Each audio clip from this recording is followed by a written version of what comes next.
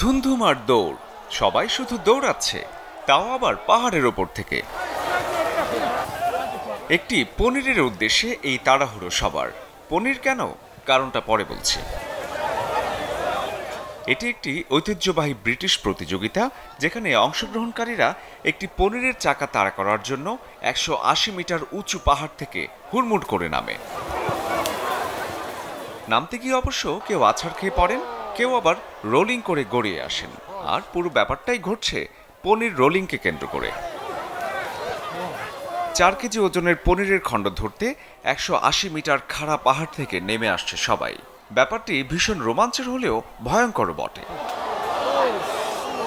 মাঠের অলরাউন্ডার আমি, আর ঘরের অলরাউন্ডার টাইলক্স।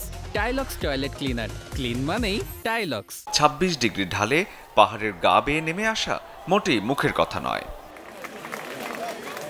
বার্ষিক এই দৌড় প্রতিযোগিতা একদিকে যেমন শত শত রোমাঞ্চ প্রেমীদের মাঝে সুখ্যাতি রয়েছে, তেমনি দৌড়াতে গিয়ে আঘাত পাবার শতভাগ সম্ভাবনার কুখ্যাতিও আছে।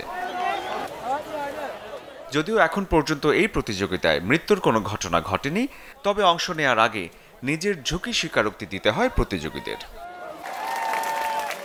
1862 সালে শুরু হওয়া এই ভয়ঙ্কর খেলার আয়োজন প্রতি বছর বসে ইংল্যান্ডের এই কুপার্স হিলে।